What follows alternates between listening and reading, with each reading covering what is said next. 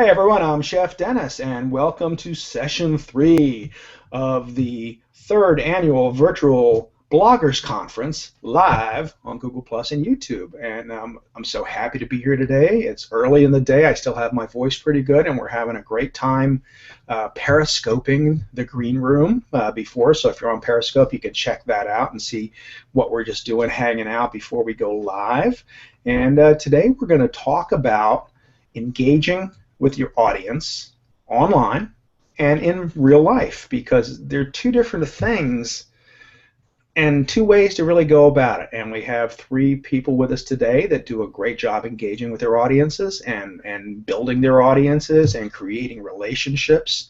And we're going to pick their brains and let them tell us how they go about doing this and give us tips, tricks. And if you have questions for them, please ask them in the comment bar and we'll pull them up. And let's say a quick few hellos to people that are in the audience. Dave Pipe is here. He's saying hi to Peter Feltham.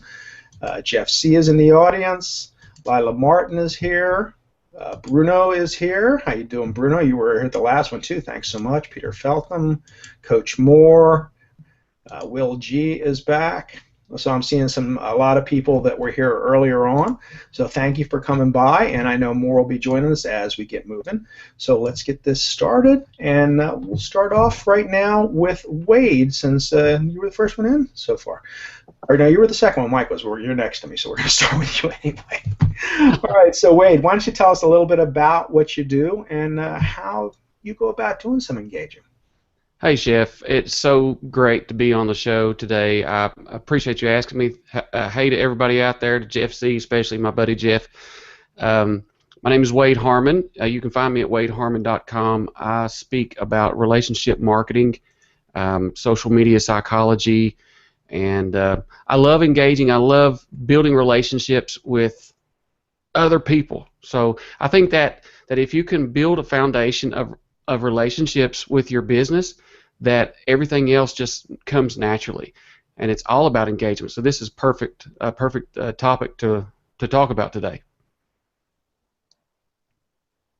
Thank you, Wade. And you do, besides this show, you have your relationship marketing show. And what else do you use? What other tools are you using to get your message out there with?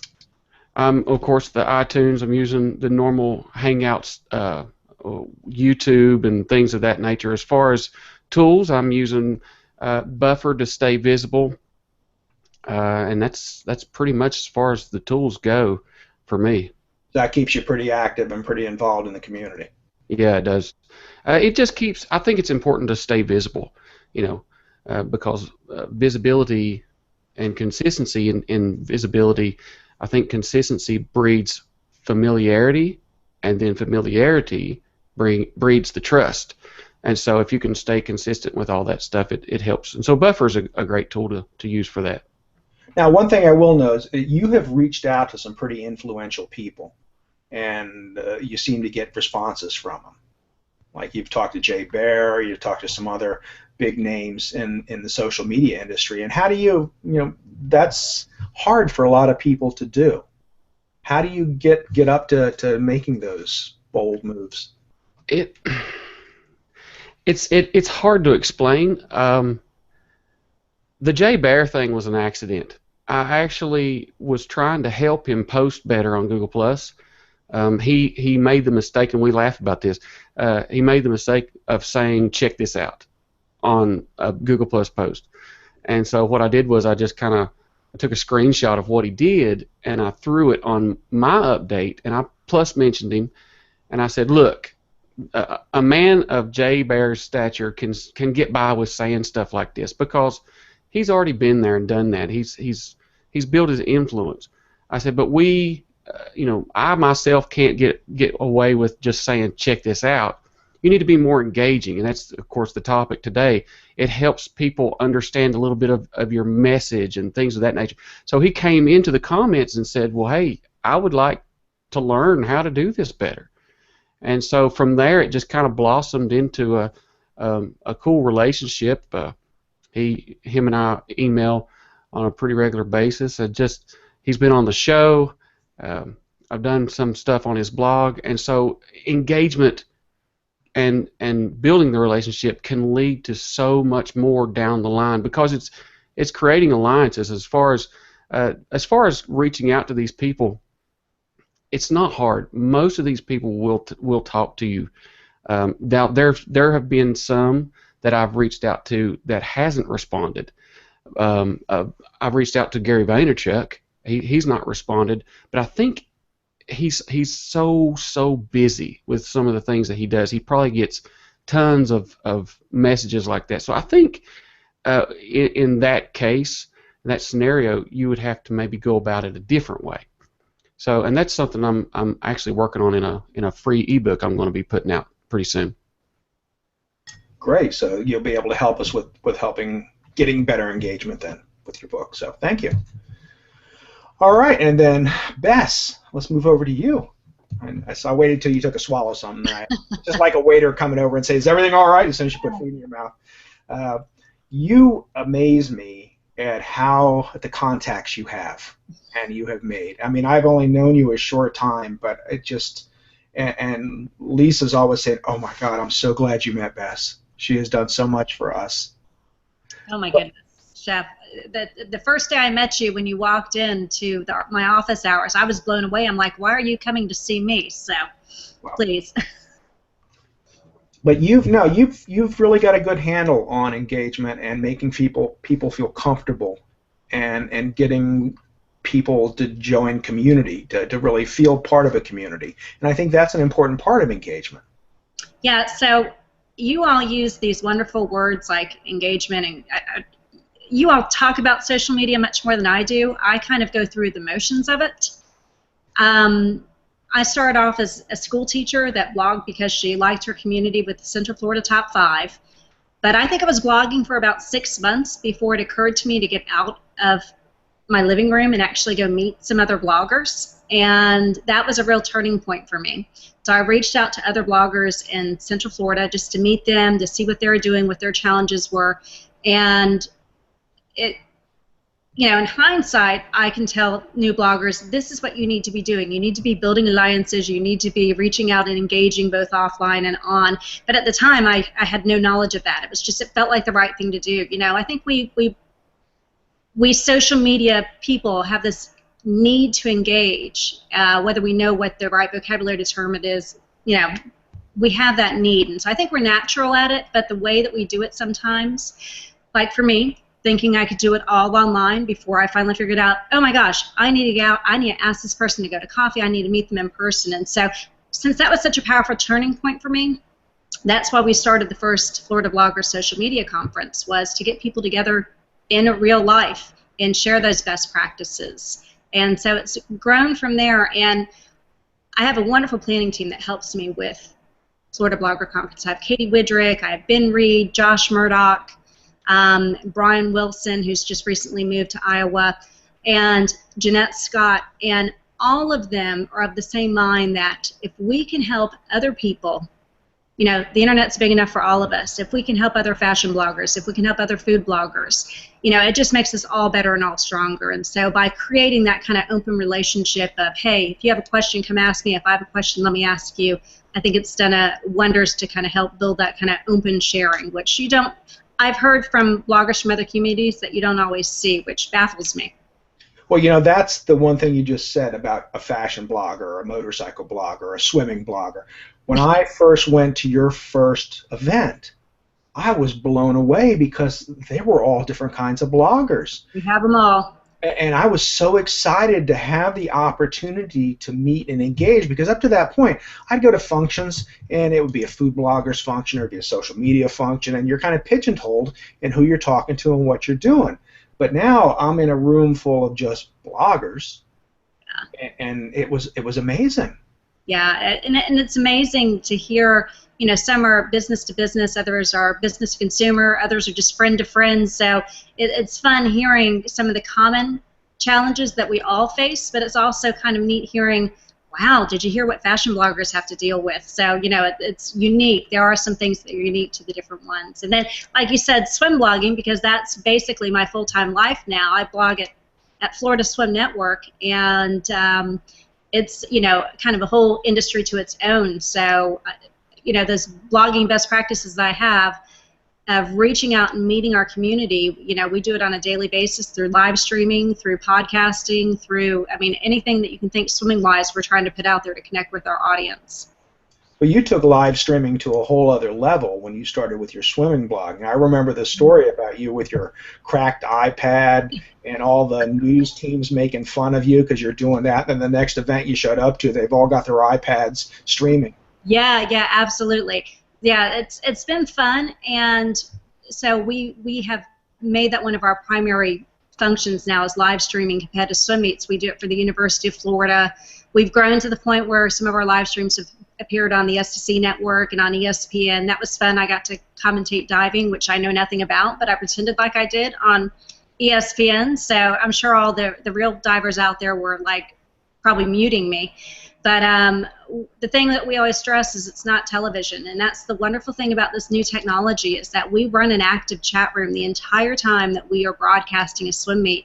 And so we'll have people tuning in. When we stream the University of Florida, so they've got swimmers from all over the world that swim for them, and we have Mitch D'Arrigo's father, Francisco, who lives in Italy, that tunes in for every meet and asks us questions on the live stream. And so our commentators are sitting there talking back to him. So, it's just this amazing technology that we can connect our audience in real life as well as virtually. So, great topic today. Well, you've got to get to the point of meeting them in real life, and sometimes it takes a while virtually before you get to that point. Like I feel I know Wade, I feel I know Mike, but we've never actually met in physical and person before. And sometimes when you do finally get to meet those people after talking to them for so long, it's almost, I don't want to say anticlimactic, but it's not like it's a big event because you know them so well already. It's great that you finally get to touch them, and I always say physical is important, just like eating with a person is important. You share a meal, it brings you full circle in that engagement, and that engagement is very important. But when you started doing these live streaming, you were ahead of the curve on this because now Twitter is nothing but the live streaming, and you say that people would watch, and now you can't type response, but you talk to them, correct? We can type response, but since we have the headsets on, it's easier for just to talk to them. Most of our commentators do a great job of calling the race, adding color commentary, and then answering viewer questions. So that our guys are just wonderful at what they do. And I'm going to have the experience of meeting a longtime virtual friend this summer because one of the very early races that we commentated was a age group race, so young kids, and I had grandparents from South Africa tuning in. They had never seen their kids race live before. And so they got to watch them race, and every year they would tune back into that same swim meet. And because it's an age group meet, I was the one doing the commentating. So I got to know them very, very well. Keith Myberg from South Africa. And he messaged me the other day. We're big pen pal buddies. He emails me all the time that he is actually coming to Florida to visit the grandkids. So we're going to set up a virtual meeting. Or, sorry, an in real life meeting. And in real life, that's great. So you can do a real selfie then instead of a virtual selfie. Absolutely. Well, that's cool. So, it is nice when you do finally get to make those meetings. So it's important, though, to keep the level of engagement up because, number one, you never know where it's going to take you or who you're going to meet because of it. Right. Yeah. So when I talk about blogging to different groups, one of my biggest lessons is to never, ever judge a real-life connection by their online numbers. Am I saying that correct? The online influence is never a measure of a person. You never know their offline influence. And, case in point of that would be how we do a television show, Blog Talk TV, and it came about simply because I had a connection online. That connection's numbers, very meager. A lot of people probably would not give them much of a second look, but we developed a genuine relationship and turned out director of programming for Cox Communications. So, so it really bothers me when people, won't respond or will judge somebody based on those social media numbers. Yeah, that was a big problem in food blogging early on, and that was one of the things I swore to never become like if I ever got big. I'm still waiting. But if people would just like, treat you like your peons. They'd take the picture with you, and then when they were done, it was like, okay, be gone now. Yeah. And it's just not right. I can understand them not wanting to talk to everyone because you only have so much time in your life. But don't look down on people just because they don't have the numbers you do, because you never know. Oh yeah, you never know. Yeah. Absolutely. Very good. Well, and then now let's talk to Mike. Mike's been busy writing blog posts while we were doing all this, but I'm sure he's knocked 3 or 4 of them out. So you do a lot of engaging online. I know that. Now you're in St. Louis, and unfortunately I didn't get to meet you the one time I was out there because I didn't know. But yeah. But do you get out and do a lot of in real life meetings? I actually don't. I haven't yet met a lot of people in the area. There are no big conferences here, and I've got 2 very, very young kids, so I don't travel very much. So I'm kind of stuck in the office, so to speak. But it's okay. I make the best of it. I had the pleasure of meeting Wade. He's passed through a couple of times. I met Les Dawsey, I think earlier this year, late last year. So I do try to keep an eye out and be available if somebody's passing through.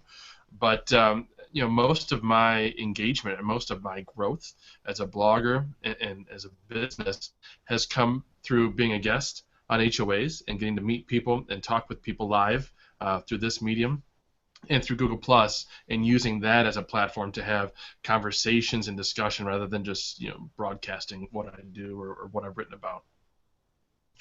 What have you found has been the most useful for you in when you began to engage with new people? Well, in terms of like methodology or technique, definitely being a guest on other people's HOAs just blew everything else out of the water in terms of the success rate, the return on my time, that sort of thing. One thing that I haven't done and want to is more guest blogging. So in my mind, it's kind of on the same vein. When you guest blog, you're introducing yourself to somebody else's audience, and you're putting your knowledge and your expertise out there. And being a guest on somebody else's HOA is exactly the same way. When I was a guest on your HOA, I got to meet the people who are regularly attending your show and got to interact with them and answer some of their questions, and of course, more importantly, get to know you, and hopefully make a positive impression on you, which has turned into a nice friendship over the years. Yeah, I think that's one way to really look at what you do when you are a guest on someone else's show, is the opportunity you have. And I like to think of Good Day Google Plus for me was one big networking tool. And that's what I really thought of it as. I would get people that I already knew and introduce them to each other. And by creating new friendships that way, I think it even strengthens my bond even more, because then you think of me more as a person to help network you and help create, and that increases my value. So that's not what I was doing but for me it was still a good thing. But I mean, there was benefits, and I've always said it's got to be like a win-win thing for it to really be good for it's both of you have to come out with something for it to be something that you continue to do engaging. If you just keep banging on doors and you don't get anything back from it, you're going to get frustrated after a while and not do it. So the HOA was a great way to really get out and yeah, that's exactly right. Because you guys were talking about it in the previous session. Many of us are rather introverted and shy and have anxieties about being on camera and being on any kind of a live broadcast event. So one of my first HOAs was actually with Dustin Stout, who's in the audience. Hey, Dustin. And that was almost 2 years ago. And I was totally nervous. I'm like, I mean, one of those things where as the time of getting on the HOA approaches, you're wondering how you can get out of it. Kind of a level of anxiety, right? Maybe I could tell Dustin I'm sick, or my computer blew up. How can I get out of this kind of anxiety? But it went well. And as I did more and more of those HOAs, I was on Mia's show and David Oldenburg, I got comfortable. And as I got comfortable, I started to see the actual tangible benefits, the relationships that were being formed, the networking that was happening, the impact that being on somebody else's HOA was having on my audience and my success as a blogger. So it was a very positive experience and continues to be so. Cool. Very good. You guys have any questions for each other at all? Anything you'd like to ask? Or Any questions from our audience? Feel free to chime in here. Well, I guess I could interject. It's not really so much of a question as it is a comment. It seems like when Mike and I, when we first met on Google Plus, we talked back and forth. There was a friendship made there, and just like you was talking about, Chef, when you make the connection in person, there is just so much more of a stronger bond there. Mike, we went to where'd we go, Mike? Panera Bread, I think it was. Yeah, Bread Co. And we just talked for hours, and I got to watch him do some of his stuff, and we just interacted. But when I went back home and got back behind the computer, the next time I saw Mike, there was more of a stronger relationship there. So, what do you guys think about the in real life connection? I mean, I know we can't just pick up and go to California to meet people, but I think that when you get an opportunity to go, even if it's 3 or 4 hours down the road, I would go, and I have. I personally have went, so I could create that stronger relationship, because it's a good business decision. 1, 2, it solidifies the relationship that you've already cultivated on social media, and there is a more or less like a brotherhood that every time I see Mike's post, I'm hitting the plus. I'm trying to reshare different things like that, and he does the same back to me. It's just a comment. Yeah, and you really hit on something there, Wade, in that it is a business decision, it's a financial decision, and that's, we got to be honest, that's usually where the biggest challenge lies. 2 years ago, I could not have afforded to drop a couple grand to, fly someplace else and attend another conference and take 3 days off and pay for the lodging and the food and all that kind of stuff, even though I knew years ago that the experience would be fantastic. I've been participating in networking events since I got into business 2 decades ago. So I know the value of that personal connection, but there's an expense there. When we're talking about blogging and trying to generate an income as a blogger, that's not fast, and that's not lucrative right away. But that said, it needs to be a priority. It needs to be something that you think about, and if money's tight, like it is for most of us, do some research and some prioritization and see if you can't find a way to make it work. I'm finally going to Content Marketing World this fall, and I can't wait. And one of the reasons why I'm doing it is because it's in Cleveland, Ohio, and part of that trip I'm going to be visiting my parents and my folks, because that's where they're from. So part of the travel, part of the lodging is kind of built into that. So it's not just 100% outlay on my part to go to that conference. But next year, I got to go to San Diego. I got to see my friends. Yeah, you got to go. So it's just something I'm going to have to do and save up for. So I can chime in a little bit too. I agree wholeheartedly with everything that you both just said. You talked about what a lot of blogging conferences, and you'll hear a lot, build your tribe. And sometimes that comes across to me as a little inauthentic. Just going on and liking somebody's blog post because they're going to go on and like yours isn't the same thing as what you just described, Wade, where you want to support that person because you know them and you haven't invested time in them. And so I think that's what the in real life building relationships does, that you can't really build that tribe as authentically online as you can when you meet that person, because you're right, then you have this vested interest where you want to support them, and they have that camaraderie and that brothership. So we're now going into our 5th year of the Florida Blogger and Social Media Conference, and every year we ask our attendees, do you want us to go bigger? Because we could change venues and grow a little bit bigger, and overwhelmingly the response is generally no. We like being able to see the same people that we know each year, and if you get a lot bigger, we may not be able to find them. So we have a group of bloggers from Tampa, a group of ladies that met at our very first blogger conference, and now they have a tradition where they'll get up early, have breakfast together, and then carpool over to Orlando to attend the conference. And so they have supported each other throughout the years. They've grown this great friendship. And they get together. They did an online baby shower that I got to attend because I wasn't over in Tampa. But I mean, friendships have really grown, and I think You know, I mean, isn't that what life is supposed to be? Yeah. And I think now we've got a lot more opportunities to, when we can't physically be in the same room with them, there's so many options now for getting together virtually like this, not just Google Plus Hangouts, but I just wrote a post on appear.in, which Larry Fournier had told me about. It's so easy to use, and you can pull 8 people together. It's a great tool. And also even, just streaming live so your friends can see you walking through the zoo, or walking on the boardwalk, or walking through Epcot. It's a great way to take your friends with you on these little virtual tours, and then you can talk about it later. Then you've got more things to talk about.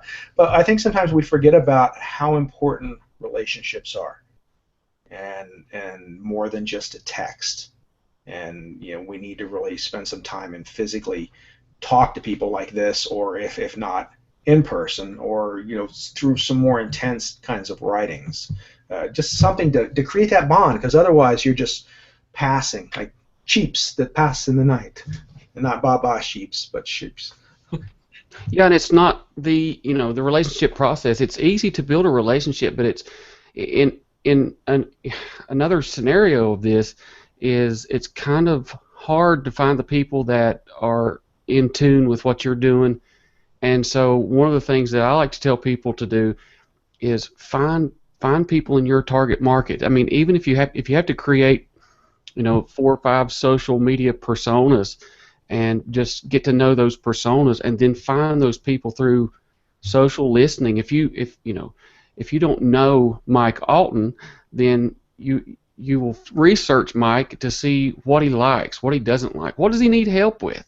I think the number one way, the best way to create relationships is to give a service away for free. Gary Vaynerchuk, every once in a while, and I saw him do this on Instagram this past week, every once in a while he'll ask people, what can I do to help you? And in Mark Schaefer's content code, he was talking about Gary doing that, and he's done some crazy stuff, from delivering cakes to somebody.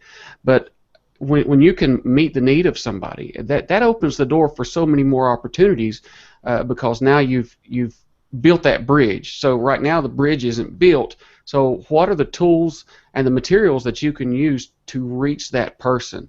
That's the research that you need. The nails and the wood are the social listening, and what they like, what they need help with, and then finally get to that one point where you can actually start talking to the people. Sometimes it's not as easy as you would think. It's not like just coming up and start talking to somebody, especially with influencers. They have their own group. So if you want to get into that group, you need to know what they need or what they want. That's just my 2 cents anyway. Yeah, and I think that's why I love being a blogger, because I think we have such an advantage in this kind of conversation, this kind of technique over, say, other kinds of businesses or individuals, because you can be writing about a topic that's helpful. It could be helpful to anybody. I've had, people I've never met before, never heard of, have come to me and thanked me for writing something, as well as influencers that I've looked up to for years, and they come to me and say, "Hey, well, Mike, thanks for talking about that, or showing me how to do that, because I didn't know." So if you write about something and you share something that's interesting and valuable, you can touch a lot of people, and you can reference that months later. A question can come up in a comment, during an HOA or on a social media post or somebody else's blog, and it can be something that you already talked about in your blog, and you can share that link and be that helpful person through your blog. I think that's a great advantage that we have. Yeah, and I think one thing I would add to that is once you get into the mode of helping people, then what that does, it psychologically, I think Berkeley did this study about when you help someone, they feel indebted to you. And so when they feel indebted to you, they will contribute to your community, or they will come back and maybe help you share something or whatever. So helping is probably one of the first things that you need to start doing in order to build that strong relationship. Yeah, I agree. I started last year giving every Saturday morning. I called them open office hours, where I would tweet out and post on Facebook, "Hey, I'm going to be at downtown Coffee Credo from 9 to 11. Anybody's welcome to walk in and let me know what you need help with." And I first thought, "Oh my gosh, nobody's going to show up," but I was booked every Saturday. A lot of times people I knew that needed help with something blog-wise, or my opinion on whether they should try and reach out to a sponsor or not, but a lot of times they were brand new people I'd never met before that walked in that really wanted that help, and it was incredible to meet them. And I always walked away feeling like I got much more out of it than I ever gave those people. So you're right about it, the feeling that you get from helping each other, but also the bridges that you're building. And Dennis, of course, that's where I met you. Yep. You didn't need help with anything, though. Oh, I need more help. Believe me. And the help that you gave me was introducing me to the Florida community. I mean, that was the biggest help anyone could have given me. Otherwise, I'd just been floundering around trying to meet people here or there. And sometimes that's really, introducing someone to your friends is the best thing you can do. Yes. So.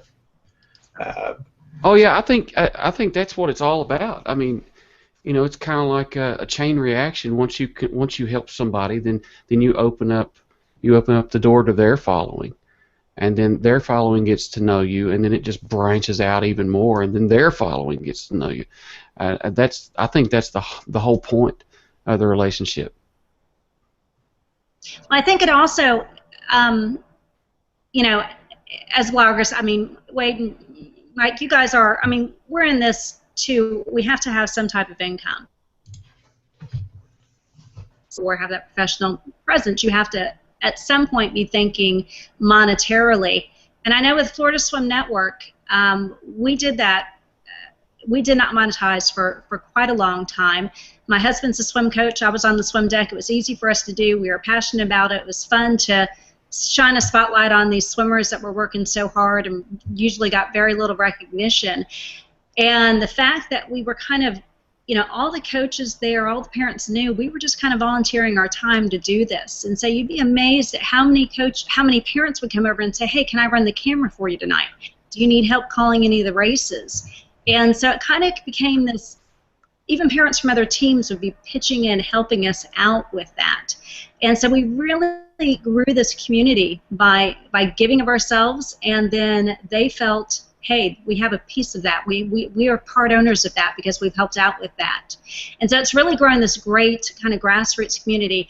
And to go back to that monetization aspect, our engagement with our fans is very different from any other swim blog out there, and brands and sponsors notice it, and they will come to us and say, "Hey, you guys are doing stuff that nobody else is doing.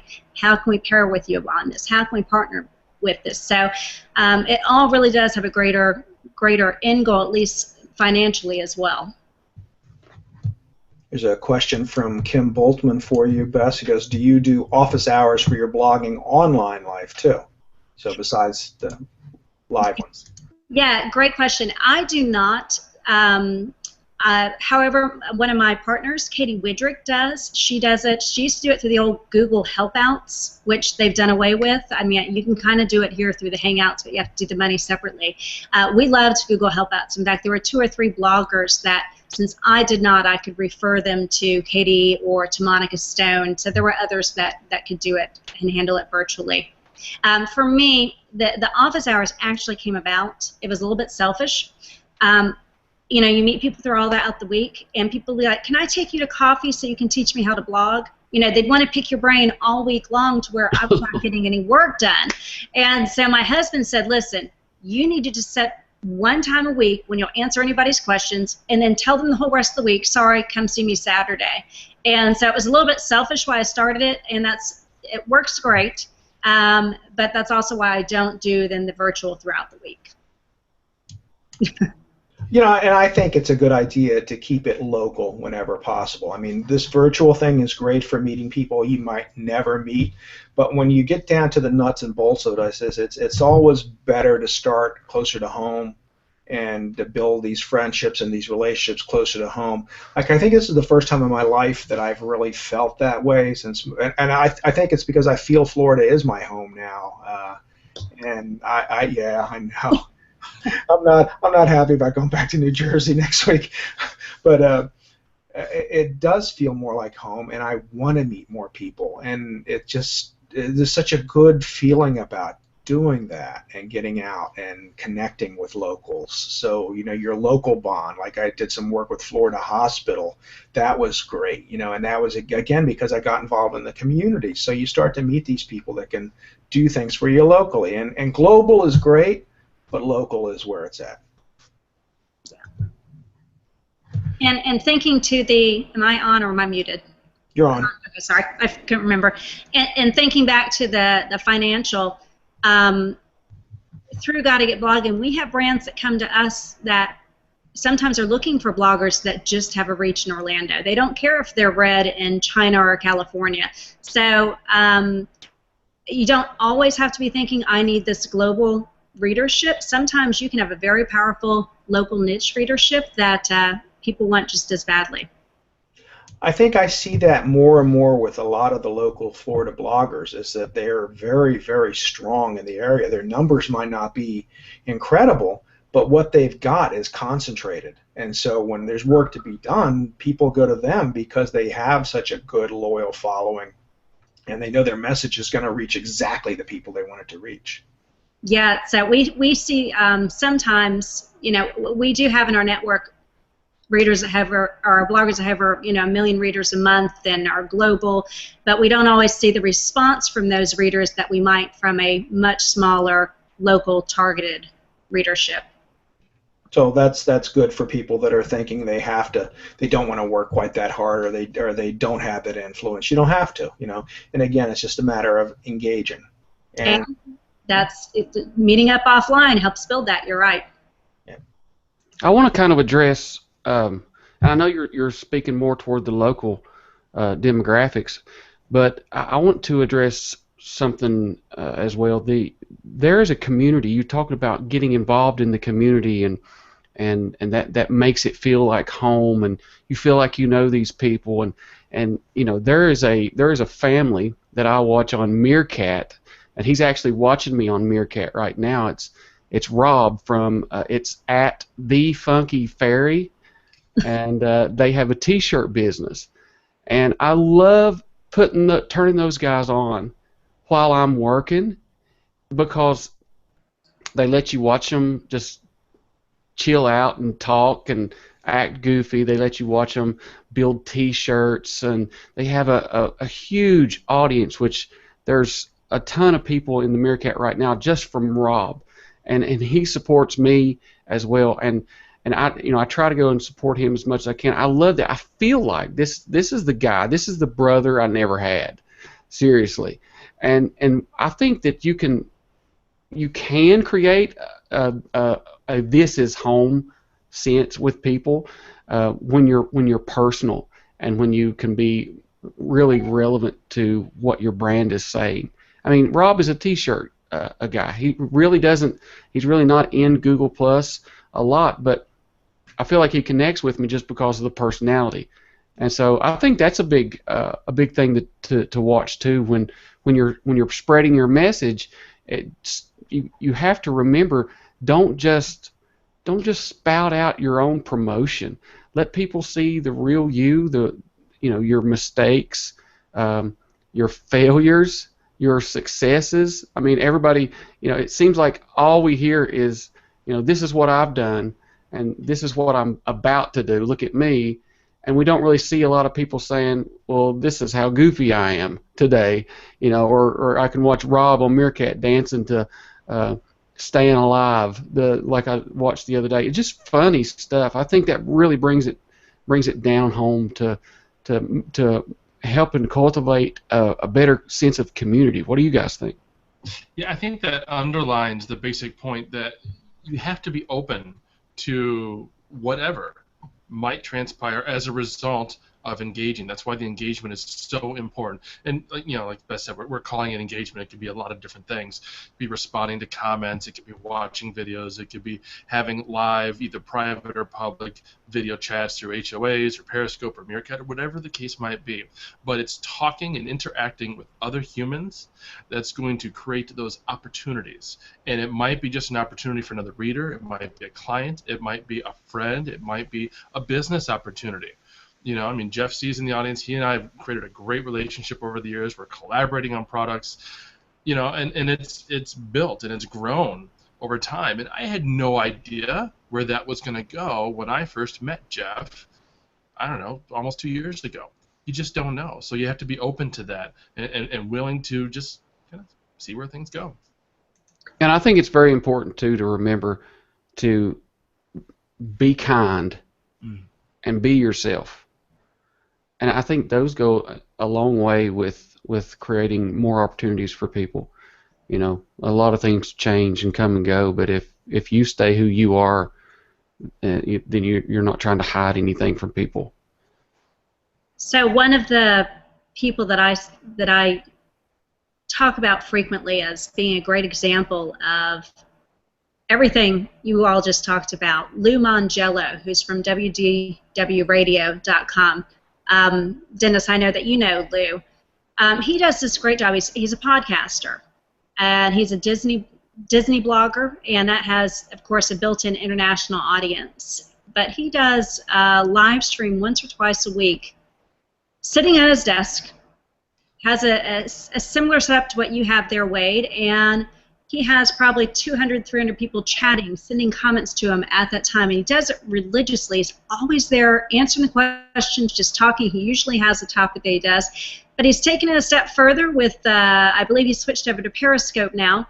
He will be at the theme park once a week showing when it was the Epcot Flower Festival. He was going around looking at the different flowers and showing what was new, and this is a guy that would be plenty popular just doing those two things, but he so believes in the power of connecting with people that he frequently has meetups, both locally as well as all over the world. In fact, he just recently was posting pictures of the Alaskan cruise that he went on. And so he says, hey, everybody, I'm going to be going on the 2016 Alaska cruise. Why don't you come join me? I'll see if I can get us a group discount. And they will meet up on the ships. They will do podcasts on the ships. And these are just fans that love what he does. And they'll run a 5K while they're on the road. It's amazing the power that he has in meeting up with people. And just the nicest, most authentic guy you will ever meet. And so he really, so if you ever have a chance, take a look at just all the stuff that he does to show how the many different ways to meet up with people in person. It's amazing. Sorry, guys, I was checking. They were saying it had not gone live, so I was looking at the different links, but it looks like everything's back now. The joys of Google.